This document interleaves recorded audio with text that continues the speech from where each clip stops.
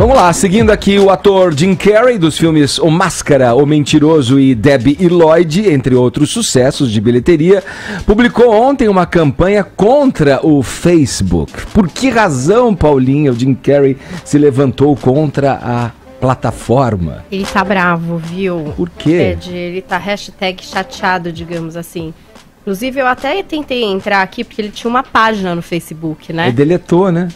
Pois é, e nesse post no Twitter, ele fazia essa ameaça. Ele dizia o seguinte, Ed, que ele estava vendendo as ações do Facebook a preço de banana e deletando também a página dele na rede social, porque ela teria lucrado com a interferência russa nas eleições e não estaria agindo de forma eficaz para acabar com isso. E aí ele ainda fala no final, encorajo todos os investidores que se importam com o nosso futuro a fazerem o mesmo. E aí ele usou uma hashtag que é UnfriendFacebook. E ele tem alguma razão nisso, viu, Edgar? Porque em janeiro o Facebook teve que admitir que realmente 126 milhões de americanos foram impactados por fake news durante as eleições, né? E agora, claro que eles estão se preocupando bastante com isso, né? A princípio, no ano passado, o Mark Zuckerberg tinha falado que, imagina que uma rede social impactaria numa eleição. Só que depois eles tiveram que reconhecer que talvez tenha impactado sim, que tinha muita fake news rolando nas redes sociais. E agora é uma das bandeiras, inclusive, do Facebook, tentar combater essa história de fake news. Vamos ver se isso vai ter algum resultado. Agora tem gente importante pressionando uma dessas pessoas, o Jim Carrey. Ele até usou uma foto, um desenho que ele mesmo fez, o Zuckerberg, com um dislike, né, a mãozinha para baixo, escrito fake book, em vez de Facebook. Vamos ver no que se vai dar, mas é uma pressão interessante e válida, porque realmente esse negócio de fake news, a gente sabe, fala muito aqui, é um problema sério, e eles têm como, e tem que aperfeiçoar as formas de acabar derrubando essas notícias que acabam influenciando mesmo as pessoas, então, né? Inclusive fazendo um mix aí com as notícias de política que a gente tá falando, a gente falou do ministro Luiz Fux, que assume o STE, ele fez um pronunciamento e a fala dele foi nesse sentido também, de que vai combater, ainda não se sabe como, mas através do órgão combater as chamadas fake news, né? Eu recomendaria, você que ainda não viu o filme do Spielberg, o Post, você pode conectá-lo a um filme que tem no Netflix chamado Mark Felt. No filme do Post, do Spielberg, você vê o Nixon falando que tudo que a revista Time, que o Washington Post e o New York Times publicaram sobre ele mentir sobre a guerra do Vietnã, ele fala que é mentira. Naquele tempo não se usava fake news, mas ele fala, é mentira da grande imprensa. Depois, no outro filme que você encontra no Netflix, você encontra a história do Mark Felt, que foi o garganta profunda do caso Watergate. A mesma coisa, ele dava documentação e o governo Nixon falando, a notícia é mentirosa. Aí vamos trazer, quer dizer, tem dois elementos culturais para você acompanhar essa decisão em dois filmes. Agora vamos trazer para a questão do mundo. O Macron, na França, não conseguiu aprovar uma lei contra as fake news.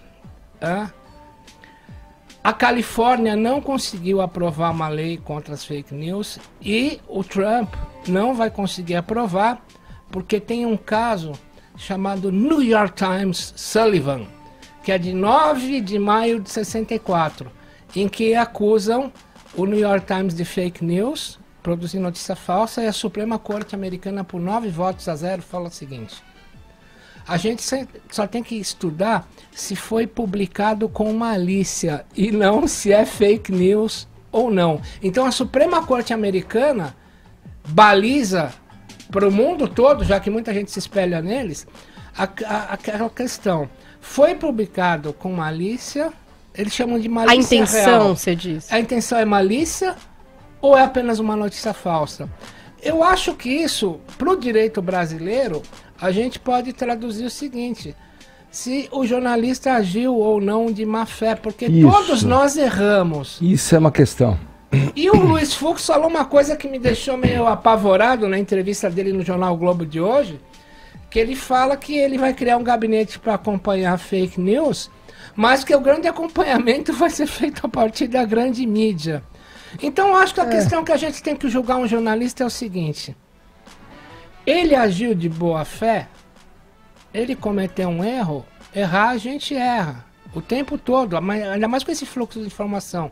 Vamos seguir o que a Suprema Corte Americana decidiu, na minha pobre opinião, nesse caso Sullivan no New York Times, que é de maio de 64.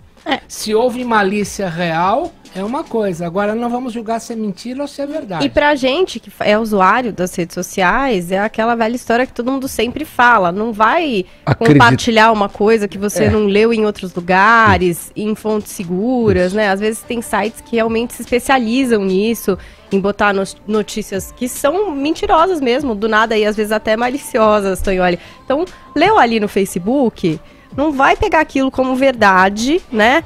Vai saber mais, vai procurar de fontes que você confia, jornalistas que você confia, enfim, a imprensa, aí, a grande imprensa, vai ler mais sobre o assunto para que você também não faça parte dessa corrente, porque a fake news ela só se prolifera por causa dos compartilhamentos. Isso. É aquela velha história de você ler uma manchete e você já passar pra frente, depois você vai ver, é uma notícia de 2011, sabe? É uma notícia de um site que você nem sabe qual é. Não tem a então a gente também, né, tem um pouco de papel na proliferação dessas coisas, sabe? Ó, tem várias coisas legais aqui que vocês estão falando. Na mesma medida. Então, o Vini tocou num ponto importante agora, porque a fake news, ela se propaga numa progressão, digamos, geométrica, né? Ela vai. Viraliza, Pra você fazer a contestação daquilo, você não tem o mesmo apoio, a mesma... Porque a fake news, ela atinge a quem? Aos incautos, quem tá desatento, quem não tá... Ou então, quem tá mal intencionado, né? Que quer botar uma pilha naquilo...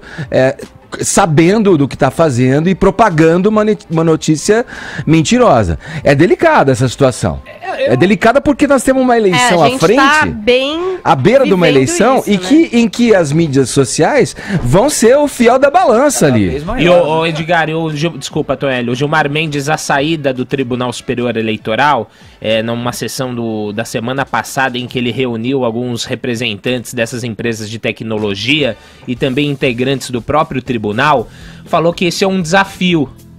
As próprias autoridades não estão sabendo como lidar com essa possível avalanche de fake news em ano eleitoral no Brasil.